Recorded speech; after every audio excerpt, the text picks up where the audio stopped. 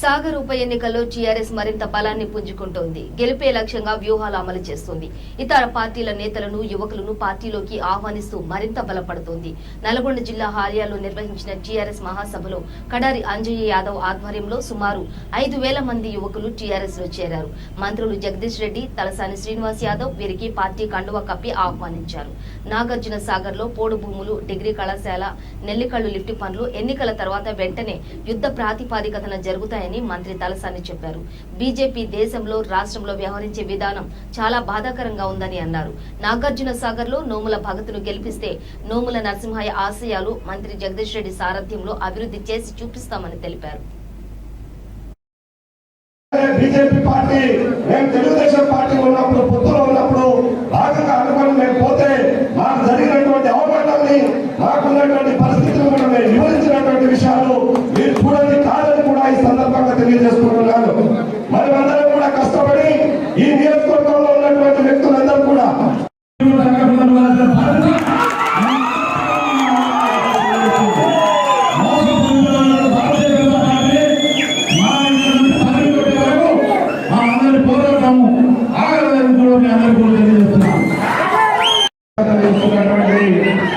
రాష్ట్ర party general secretary, మన జిల్లా ఇన్ఛార్జి రవీంద్రరావు గారికి, అదేవిధంగా మన ముఖ్య అతిథులు, గౌరవనీయులు, మన మంత్రివర్యులు, మన అభివృద్ధిని పట్టులో సాగర్ నడవాలంటే టీఆర్ఎస్ పార్టీ అభ్యర్థి గెలవాలి. అందుకని రాక, అందుకని సాగర్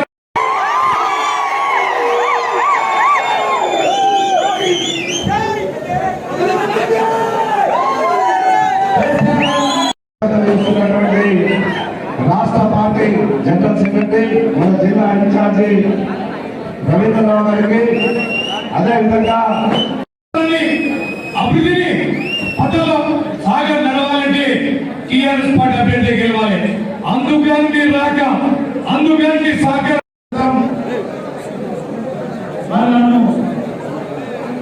ఫోన్లో మాట్లాడి మీరు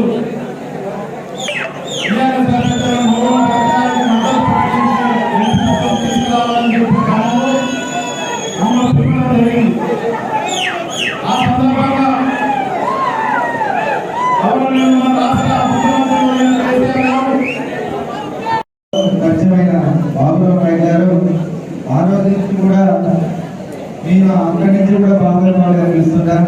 2014 ఏ పార్టీలు కూడా మేము మాత్రం ఖచ్చితంగా ఇప్పుడు బాగా మా ఇద్దరికి నాకు సంబంధాలు ఉన్నాయి. సో నాన్నగారు